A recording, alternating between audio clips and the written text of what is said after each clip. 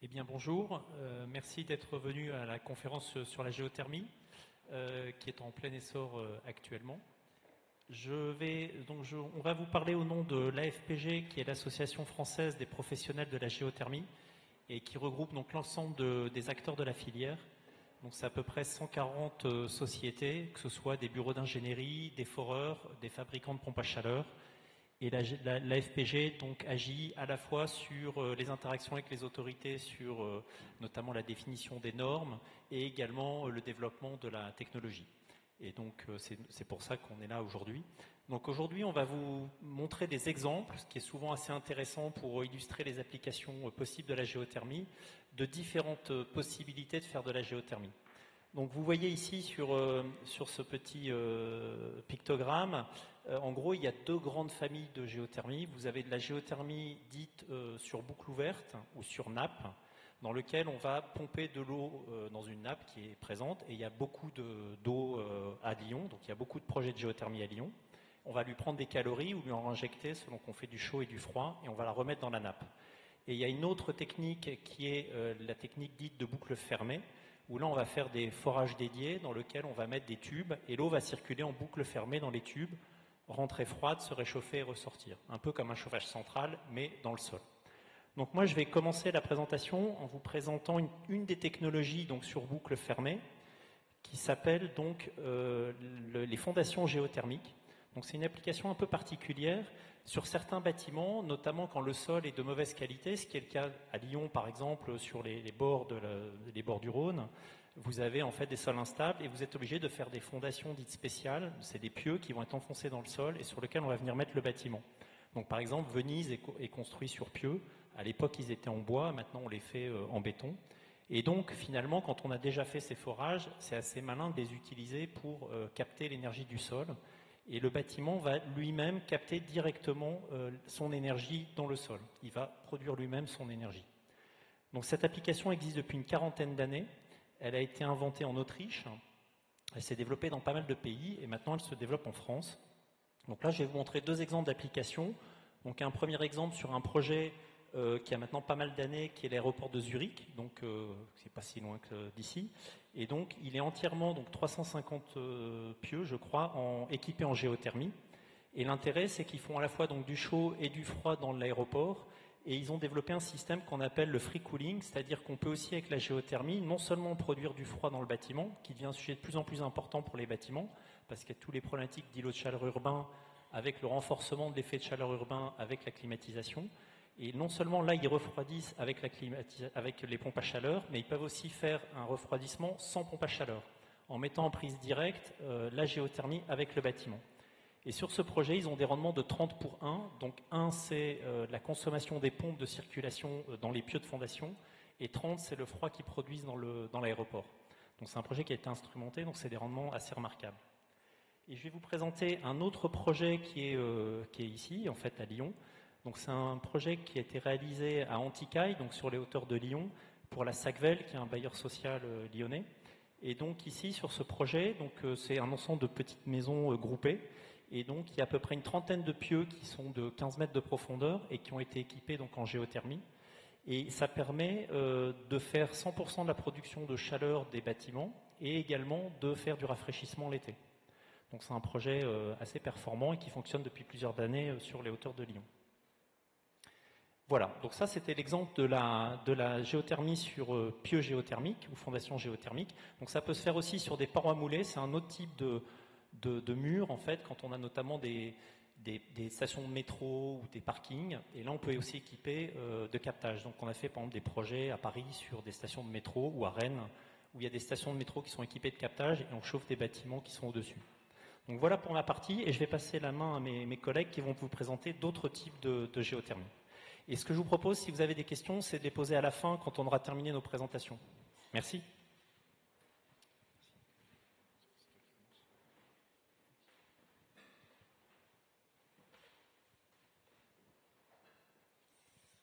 Hop.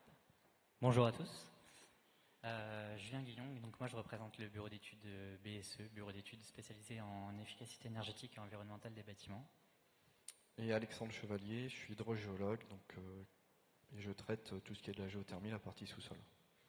Donc aujourd'hui, on va vous présenter un retour d'expérience sur un projet de géothermie sur nappe qui a été réalisé dans le Loiret, au sud d'Orléans. Donc c'est chez Maquet-Guettinger. Donc c'est une société TPE-PME qui fabrique donc des éclairages spécifiques dans le milieu médical. Un site qui a été créé dans les années 97, composé de 2 bâtiments, environ 200 salariés, qui a des besoins en chaud et en froid, et qui était donc chauffé climatisé via 2 chaudières donc de 480 kW et un groupe froid de 335 kW. Une facture énergétique en 2020 proche des 200 000 €, et donc le client avait différentes problématiques avec des enjeux énergétiques, réglementaires et environnementaux, donc notamment le décret tertiaire et un objectif de neutralité carbone. Du coup, on a commencé en fait par accompagner le client sur un audit énergétique avec mise en avant de la solution géothermie. Et suite à cet audit, le client a souhaité aller plus loin dans la démarche et réaliser une étude de faisabilité qui a abouti par la suite sur des travaux. Donc là, vous retrouvez un petit peu le déroulement ici d'un projet global, de l'initialisation jusqu'à la réalisation avec le suivi énergétique derrière, avec les différentes étapes. Donc ce qu'il faut retenir, c'est qu'un projet de géothermie, ça se fait sur 12-24 mois en moyenne, en fonction du contexte du client, de sa volonté d'aller vers les travaux. En l'occurrence, là, on a fait l'étude en 2022 et les travaux vont être finalisés là courant octobre. On a eu des aides mobilisables sur le dossier via l'ADEME, sur la partie études et également sur la partie travaux. On verra les chiffres un petit peu plus en détail par la suite. Alors, au niveau de notre accompagnement, on a travaillé ensemble avec Antea sur toute la partie études et conception. Donc nous, côté bureau d'études thermiques, on s'est concentré sur l'optimisation et la définition des besoins énergétiques. Donc l'idée, c'est de réduire à minima les besoins avant de dimensionner la solution. Donc en fait, une étude, il y a 3 volets. Un volet 1 où c'est cette étude de dimensionnement, d'optimisation des besoins. Le volet 2, on va vraiment regarder la ressource géothermie, dimensionner la solution géothermie avec les puissances, etc. Et le volet 3, ça va être un comparatif de la solution géothermie avec des solutions classiques fossiles, avec la remise d'un livrable au client.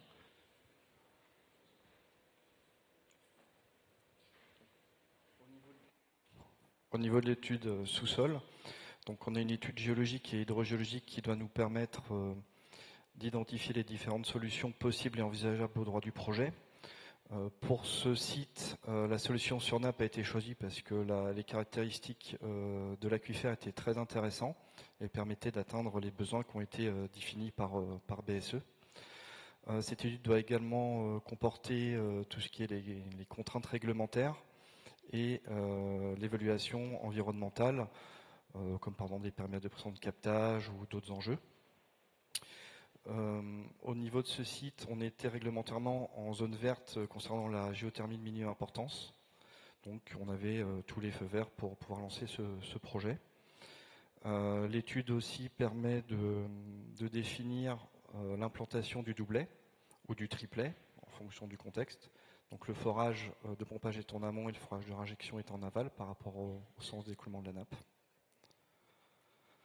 Au niveau de l'installation, on a donc 2 pompes à chaleur qui ont été mises en place de 600 kW pour produire du chaud. La mise en place du géocooling pour le rafraîchissement. Au niveau de la partie ressources, donc 2 forages de 65 mètres, un forage de pompage et un forage de réinjection, pour un débit d'exploitation de pointe de 78 m3. La mise en place du réseau d'adduction entre les forages et bien sûr la chaufferie, où il y aura l'échangeur, et la mise en place de tous les travaux extérieurs, donc les caves d'avant-puits, tout le système de filtration des eaux et une pompe de rétrolavage dans le puits de réinjection. Au niveau de la chaufferie qui était existante, donc on a le pointeur. Je ne sais pas si vous voyez le pointeur. On a la chaudière en fait qui a été conservée, la partie sud de la photo, pour permettre un appoint ou un secours. La deuxième chaudière a été enlevée, la chaudière gaz a été enlevée, ce qui permet de mettre en place une partie des équipements de géothermie, donc les ballons tampons, les changeurs, l'armoire de commande avec le variateur de vitesse. Il n'y avait pas la place de mettre les 2 packs, donc elles ont été positionnées en extérieur de la chaufferie. Au niveau des travaux, donc on peut voir la partie forage avec la mise en place d'une colonne captante et le début des travaux d'aménagement des caves d'avant-puits avec les fourreaux électriques en attente et le réseau de départ de canalisation en allant vers l'échangeur et le puits qui devra être OCP avec une mise en place d'une tête étanche en inox. Au niveau de la chaufferie, donc on a les arrivées du niveau du forage de pompage et du forage d'injection avec les fourreaux. Donc on intervient sur une chaufferie existante, donc avec les contraintes que ça peut présenter. Et sur la droite, on a une image de la partie tranchée entre le forage de pompage et le début de la chaufferie. On va finir là-dessus, du coup, une slide que vous pourrez regarder ultérieurement avec les différents chiffres sur le retour d'expérience du projet, avec les temps de retour, investissement, etc. Et je passe la suite à mon collègue.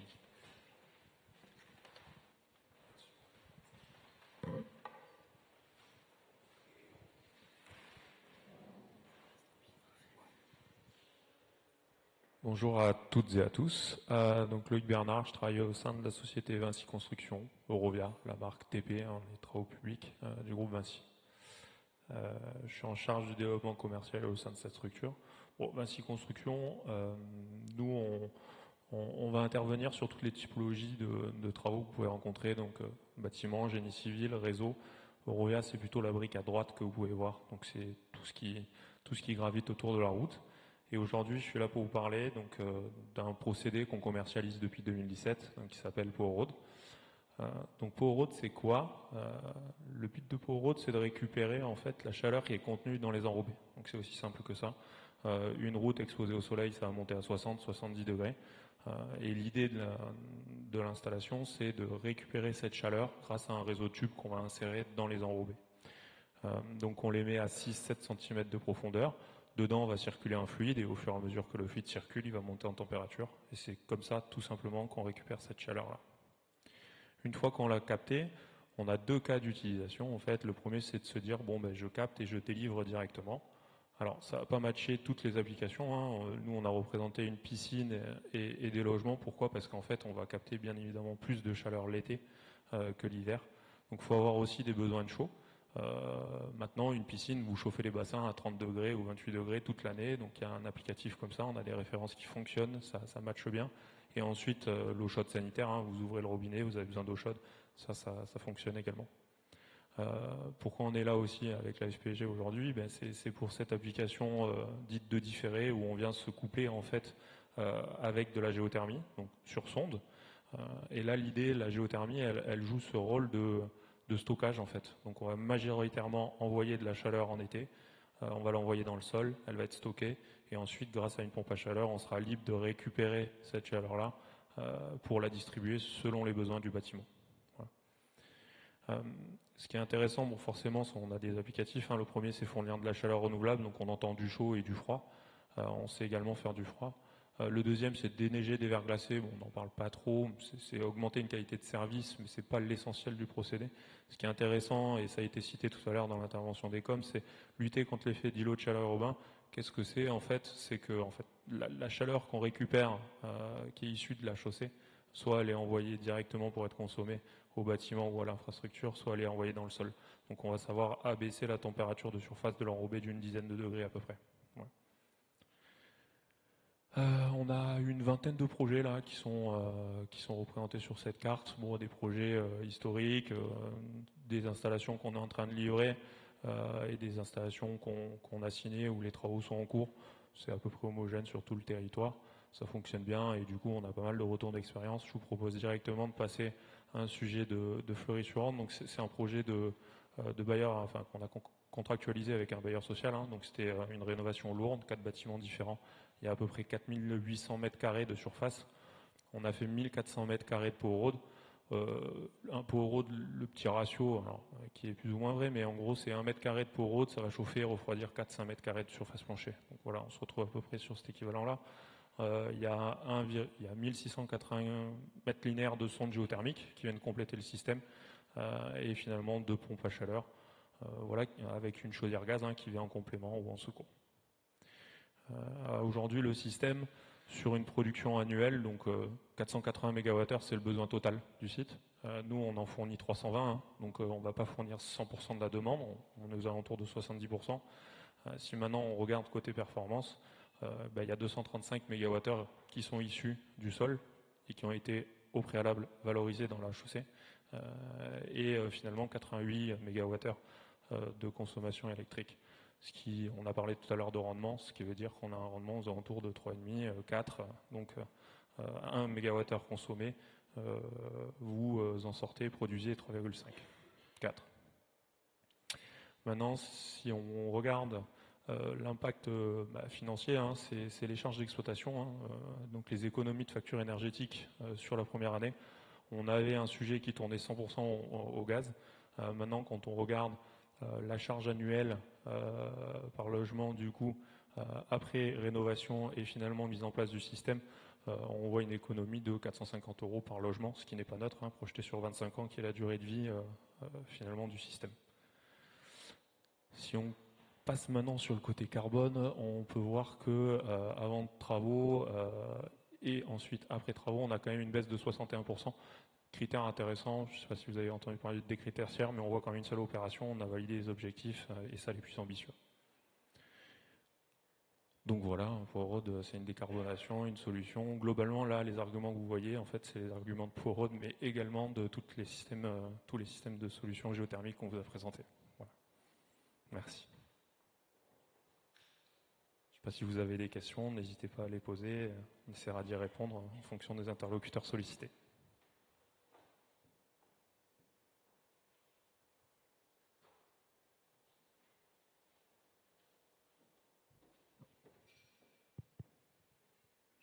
C'est souvent la première question qui est la plus délicate. Est-ce que tout est clair sur les différentes techniques ou est-ce que vous voulez des éclaircissements peut-être entre les différentes technologies ou...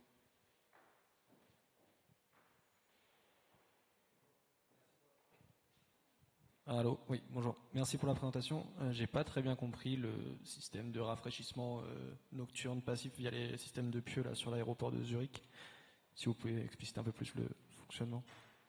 Oui, alors c'est pas forcément nocturne, en l'occurrence ça peut être tout le temps, et c'est pas propre aux pieux géothermiques, c'est propre à tous les systèmes de géothermie. Donc on va pouvoir, la source du sol en fait est chaude l'hiver pour chauffer le bâtiment, mais elle est aussi fraîche l'été pour le refroidir. Donc le sol va être à une température relativement constante de entre 10 et 15 degrés à peu près dans l'année, et donc l'été on va profiter de cette fraîcheur pour rafraîchir le bâtiment. Donc soit on met une pompe à chaleur qui va booster le système, permettre de produire de l'eau, souvent pour les climatisations aux alentours de 7 degrés. Mais si le bâtiment est bien adapté, on peut directement prendre les 15 degrés et les mettre en face du bâtiment. Donc soit avec des planchers chauffants rafraîchissants, sur des centrales de traitement d'air ou d'autres types d'applications, ventilo-convecteurs, etc. Mais donc à partir du moment où le bâtiment est conçu pour, on peut directement apporter le froid dans le bâtiment sans la pompe à chaleur. Alors bien sûr, ce n'est pas possible sur tous les bâtiments. Si vous avez un bâtiment tertiaire très vitré, là il y a des besoins de puissance qui sont très élevés, donc on va devoir a priori avoir une climatisation. Mais sur un bâtiment bien conçu ou en adaptant la taille des échangeurs, on va pouvoir faire ça en free cooling. Et là on a des rendements assez extraordinaires. Donc nous on a des exemples de plusieurs projets, notamment je pense à un siège social du côté de Rouen, où effectivement l'été, ils ont le confort d'été qui est garanti et ils n'ont pas d'utilisation de la climatisation.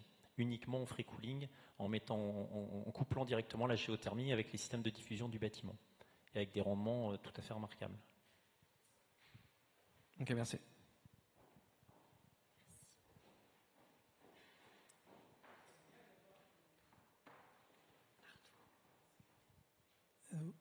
Est-ce qu'il y a moyen d'avoir des ordres de grandeur CAPEX, OPEX sur le dernier projet de Vinci? Oui, bien sûr. Alors, j'essaye de revenir. Hop. Hop, donc sur ce sujet-là, allez, on va s'arrêter sur celle-là. Sur ce sujet-là, le CAPEX, c'est de l'ordre de 650 000 euros, tout compris. Donc quand on dit tout compris, ça va être les études, la géothermie, le POROD, toute la chaufferie, les frais de dossier de subvention. Hein. Quand vous faites un dossier ADEME, vous payez forcément une étude qui va avec. Tout ça compris, ça pèse 650 000 euros. Quand maintenant on va regarder les économies, et on peut faire le calcul, hein, mais 457, il y a 61 logements, si vous faites 450 fois 61 fois 25 ans, ce qui est au minimum la durée de vie du système.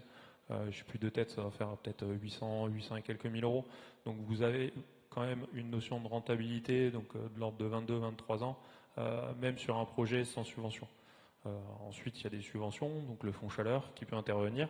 C'est une aide forfaitaire hein, qui vient amender le sujet. Donc c'est subventionné au mégawattheure ENR, donc c'est ce que vous soutirez de la terre.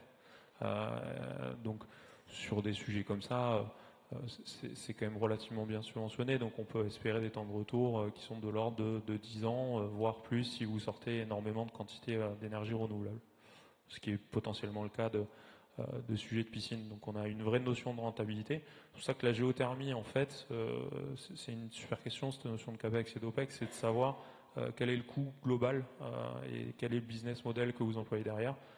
Parce que souvent, sur le temps long, la géothermie, c'est le meilleur outil financier et également le meilleur outil carbone. Donc c'est ça qui est intéressant. Après, si vous arrêtez votre prise de décision économique sur un investissement seulement, c'est sûr qu'il y a des surcoûts à assumer, mais qui sont largement compensés par le peu de consommation que vous avez lié au système. Donc ça, c'est assez intéressant.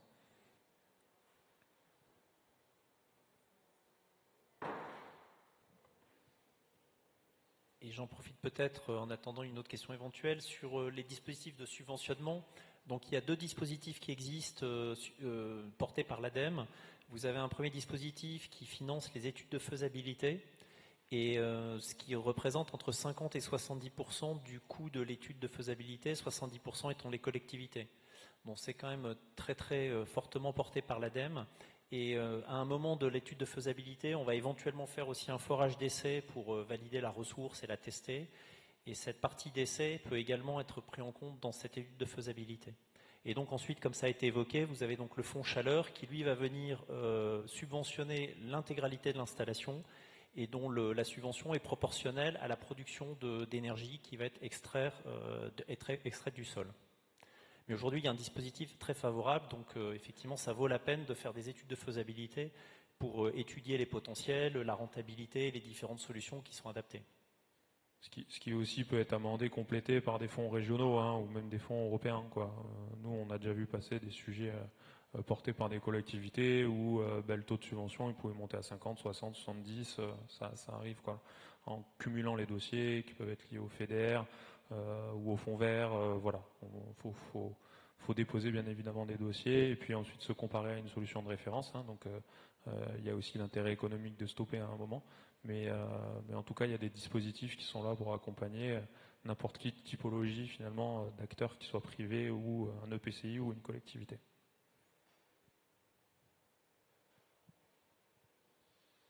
Est-ce qu'il y a des gens dans la salle qui ont déjà fait des projets de géothermie ou qui envisagent d'en faire? Je ne vois pas beaucoup de mains qui se lèvent.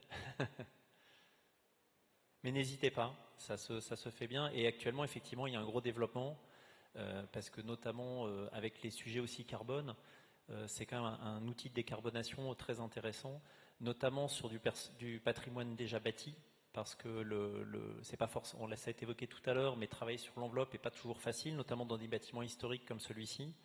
Et la solution de la géothermie, qui est très décarbonée, permet à la fois de réduire les consommations et l'impact carbone de façon très sensible dans des bâtiments sur lesquels les autres solutions de rénovation ou même énergétiques ne seraient pas forcément possibles. Donc actuellement, il y a beaucoup de projets en cours et en études sur ces sujets-là.